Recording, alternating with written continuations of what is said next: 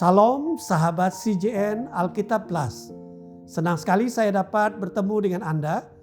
Kiranya kita semua dalam keadaan sehat dan selalu bersukacita dalam mengikuti program Alkitab Plus. Saya Pastor Simon Petrus. Sebelum kita membaca firman Tuhan, mari kita satukan hati dalam doa. Bapa di sorga, kami bersyukur untuk belajar firman-Mu. Bukalah hati kami dan pikiran kami untuk menerima firman Tuhan dan berbicaralah kepada hamba-Mu. Dalam nama Tuhan Yesus kami berdoa. Amin. Hari ini kita memasuki pertemuan keempat dalam pembacaan kitab Matius bab 9 sampai bab 10. Pembahasan tentang pelayanan Yesus yang dimulai pada Matius bab 8 masih berlanjut hingga bab yang ke-9. Pada Matius bab yang ke-10 kita akan membaca khotbah kedua dalam kitab Matius, yaitu khotbah tentang pengutusan para murid. Pada pertemuan sebelumnya, karena waktu yang terbatas, saya belum sempat menjelaskan seluruh isi Matius bab yang ke-8. Dalam Matius bab yang ke-8 kita melihat banyak mukjizat yang dilakukan Yesus. Dia menyembuhkan penyakit-penyakit yang pada waktu itu dianggap tidak dapat disembuhkan. Seperti penyakit kusta dan demam. Bahkan dia juga mengusir roh-roh jahat. Ketika Yesus meredakan angin ribut di Danau Galilea, Yesus menyatakan bahwa dirinya lebih daripada seorang nabi. Ia adalah Tuhan yang berkuasa atas alam semesta. Matius bab 8 ayat 27, dan heranlah orang-orang itu, katanya, orang apakah dia ini sehingga angin dan danau pun taat kepadanya. Memasuki Matius bab 9, di depan para ahli Taurat, Yesus berkata kepada seorang lumpuh, "Percayalah, hai anakku, dosamu sudah diampuni." Matius 9 ayat 2. Perkataan Yesus sangat mengejutkan para ahli Taurat, sebab hanya Allah yang berhak mengampuni dosa manusia. Karena itu para ahli Taurat menganggap Yesus telah menghujat Allah. Namun melalui peristiwa ini Yesus sedang menyatakan siapa dirinya. Dia menunjukkan bahwa dialah Tuhan yang memiliki kuasa untuk mengampuni dosa manusia. Sejak saat itulah perseteruan antara Yesus dan para pemimpin agama semakin nyata. Setelah itu Yesus memanggil Matius, seorang pemungut cukai, untuk menjadi muridnya. Dia juga menjawab pertanyaan tentang puasa dengan penuh hikmat. Selanjutnya Yesus menyembuhkan seorang perempuan yang menderita pendarahan selama 12 tahun. Dia juga membangkitkan seorang anak yang telah meninggal. Yesus membuka mata orang-orang buta, mengusir roh-roh jahat, dan berkeliling dari kota ke kota untuk memberitakan Injil. Yesus menyatakan bahwa dialah Mesias yang telah dijanjikan Allah. Namun Yesus tidak melakukan pelayanan itu seorang diri.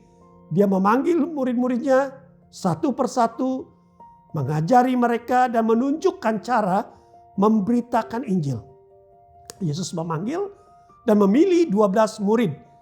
Secara khusus dia memberikan kuasa kepada mereka, lalu mengutus mereka untuk pergi memberitakan Injil.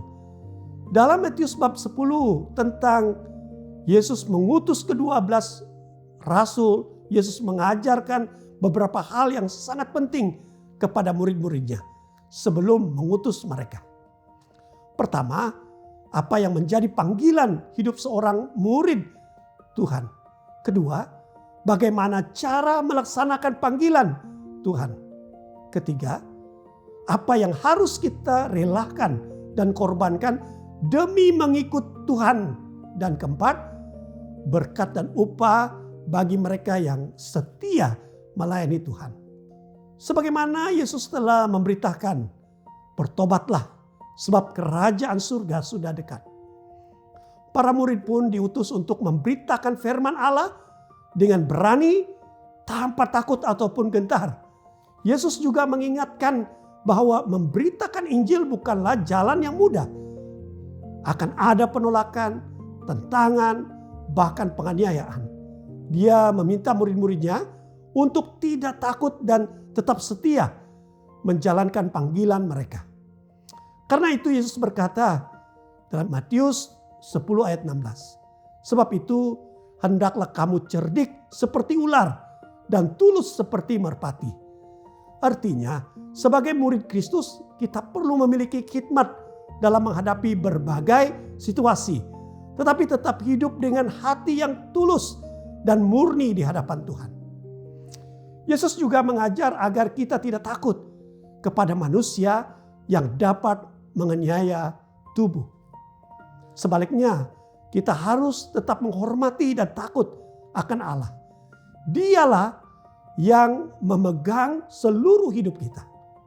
Selanjutnya Yesus memberikan sebuah janji yang menguatkan setiap orang yang tetap setia menjalankan panggilannya. Di dalam Matius 10 ayat 39, Yesus berkata, barang siapa mempertahankan nyawanya, ia akan kehilangan nyawanya. Tetapi barang siapa kehilangan nyawanya karena aku, ia akan memperolehinya. Perkataan ini mengingatkan kita bahwa mengikuti Kristus memang memerlukan pengorbanan. Terkadang kita harus melepaskan kenyamanan, kepentingan pribadi, bahkan menghadapi berbagai kesulitan demi Injil. Karena itu, jangan pernah takut menjalankan panggilan yang Tuhan berikan.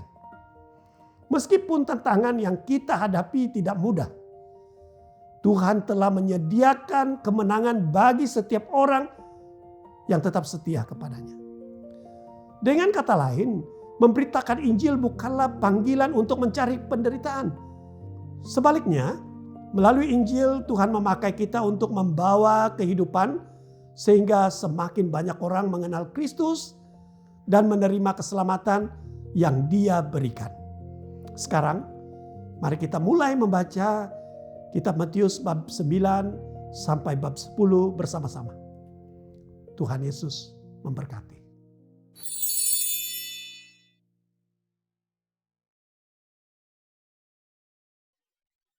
Yesus menaiki sebuah perahu lalu ke seberang dan sampai di bandar tempat Dia tinggal.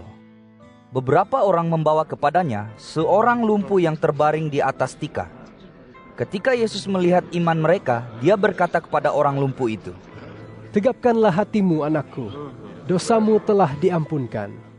Sebilangan ahli Taurat di situ berpikir dalam hati, orang ini mengkufuri Allah. Yesus tahu apa yang difikirkan oleh mereka itu, lalu Dia berkata, "Mengapa kamu fikirkan perkara sejahat itu dalam hatimu? Manakah yang lebih mudah dikatakan, dosamu telah diampunkan, atau bangun dan berjalan? Aku akan membuktikan kepadamu bahwa di bumi ini Anak Manusia berkuasa mengampunkan dosa." Kemudian Yesus berkata kepada orang lumpuh itu, "Bangun, angkat tikarmu dan pulanglah." Orang lumpuh itu pun bangun lalu pulang ke rumahnya. Melihat kejadian itu, orang di situ ketakutan dan memuji Allah yang memberikan kuasa yang sedemikian besarnya kepada manusia. Yesus meninggalkan tempat itu. Ketika Yesus berjalan di situ, Dia terpandang seorang pemungut cukai bernama Matius sedang duduk di tempat memungut cukai. Yesus berkata, "Ikutlah aku." Lalu Matius berdiri dan mengikutnya. Ketika Yesus sedang makan di rumah Matius, ramai pemungut cukai dan orang berdosa makan bersama Yesus dan murid-muridnya. Orang Farisi yang melihat perkara itu bertanya kepada murid-murid Yesus, "Mengapa gurumu makan bersama pemungut cukai dan orang berdosa?" Yesus terdengar pertanyaan itu, lalu menjawab, "Orang sakitlah yang memerlukan tabib, bukannya orang sehat. Kajilah erti ayat ini. Aku menghendaki belas kasihan, bukan korban sembelihan. Itulah maka aku datang bukan untuk memanggil orang benar, tetapi orang berdosa." Selepas itu, para murid Yohanes Pembaptis mendapatkan Yesus lalu bertanya, "Mengapakah kami dan orang Farisi berpuasa tetapi murid-muridmu tidak?" Yesus menjawab, Patutkah tetamu dalam jamuan perkawinan bersedih semasa pengantin lelaki masih bersama mereka? Tetapi akan tiba saatnya pengantin lelaki itu diambil daripada mereka. Pada masa itulah mereka berpuasa. Tiada siapa akan menampal pakaian lama dengan percakain baru, kerana tampalan itu akan mengecut dan semakin koyaklah pakaian. Begitu juga, tiada siapa menuangkan air anggur yang baru ke dalam kirbat kulit yang lama. Kalau dilakukan, kirbat itu akan pecah, air anggur itu akan terbuang, dan kirbat itu pun rosak. Air anggur yang baru mesti dituangkan ke dalam kirbat kulit yang baru, dan kedua-duanya selamat. Sedang Yesus berkata-kata hal-hal ini kepada mereka, seorang ketua Saumaah bersujud di hadapannya lalu berkata, Anak perempuanku baru meninggal dunia. Datanglah, letakkan tanganmu di atasnya supaya dia hidup kembali. Yesus pun bangun lalu pergi bersamanya, diiringi oleh murid-muridnya. Ketika itu, ada seorang wanita yang telah menghidap penyakit pendarahan selama 12 tahun. Dia mendekati Yesus dari belakang lalu menyentuh ujung jubahnya.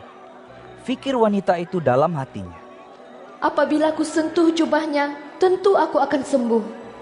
Yesus menoleh dan melihatnya, lalu berkata kepadanya, Tegapkanlah hatimu anakku, imanmu telah menyembuhkanmu. Seketika itu, wanita itu sembuh.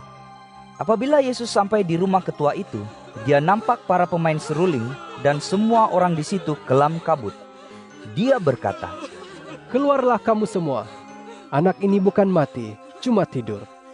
Mereka mentertawakan Yesus, tetapi setelah mereka keluar, Yesus masuk ke bilik anak perempuan itu dan memegang tangannya, lalu anak itu bangun.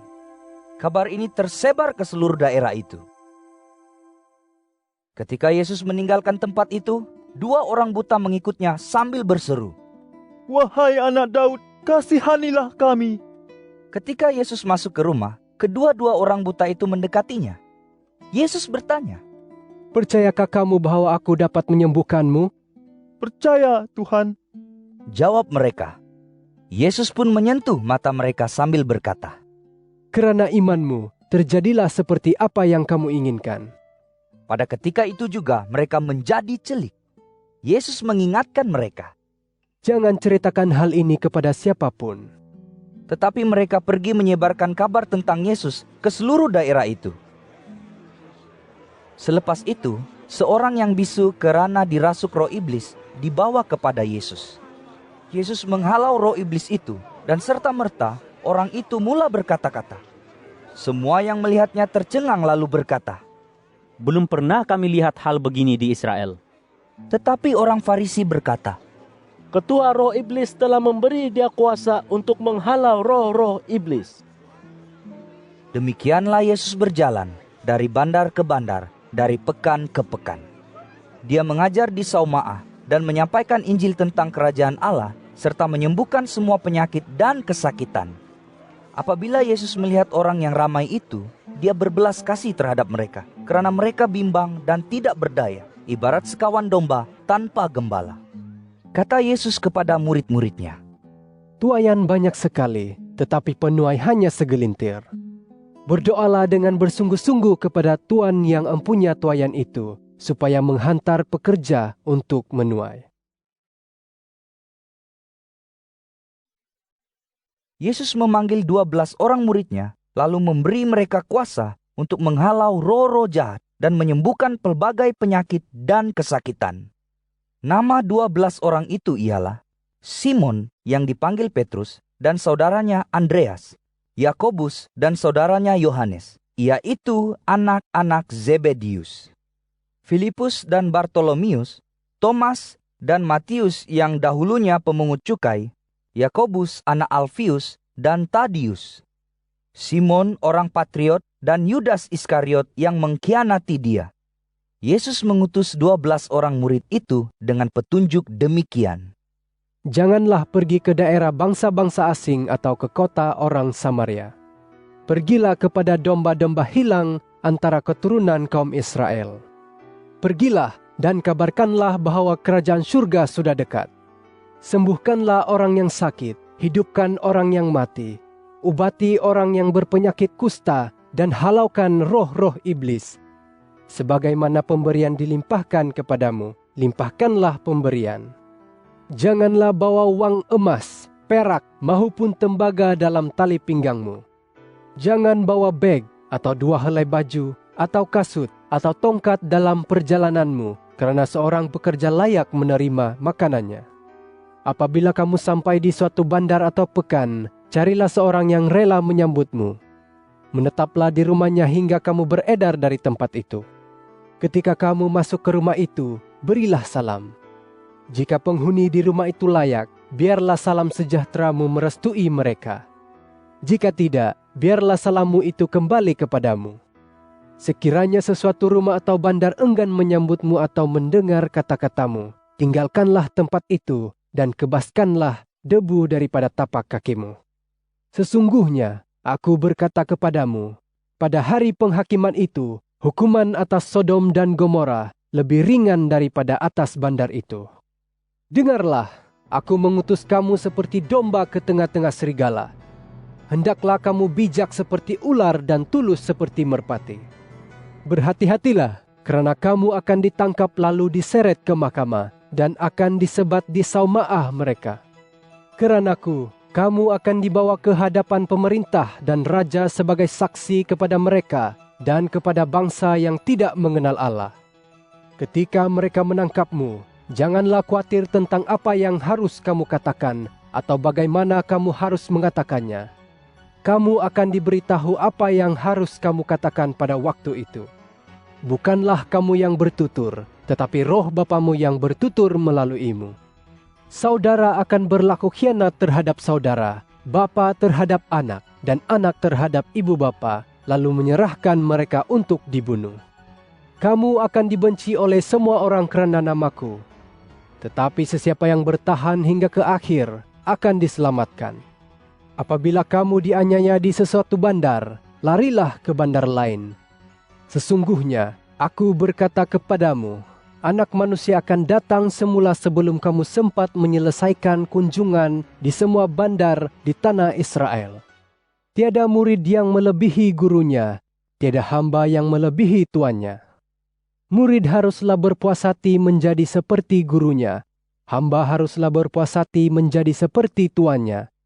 Jika ketua keluarga dipanggil Beelzebul, betapa lagi ahli-ahli keluarganya. Jangan takut akan manusia. Yang tersembunyi akan dinyatakan, yang dirahasiakan akan didedahkan. Apa yang kukatakan kepadamu secara rahasia, sampaikanlah secara terang-terang. Apa yang dibisikkan di telingamu, umumkanlah dari atas bumbung.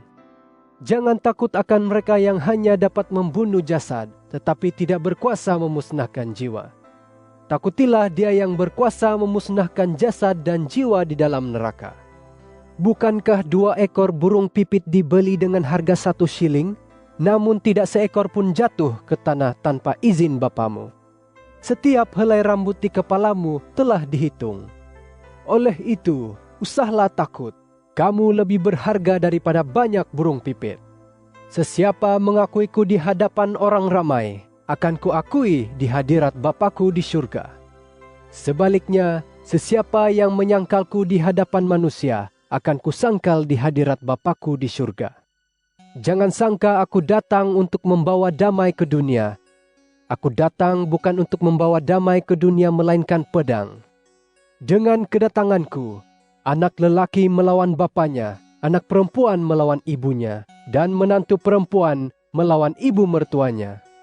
Ahli keluarganya sendiri akan menjadi musuhnya. Sesiapa yang lebih mengasihi bapa atau ibunya daripadaku, tidak layak menjadi muridku. Begitu juga, sesiapa yang lebih mengasihi anaknya daripadaku, tidak layak menjadi muridku.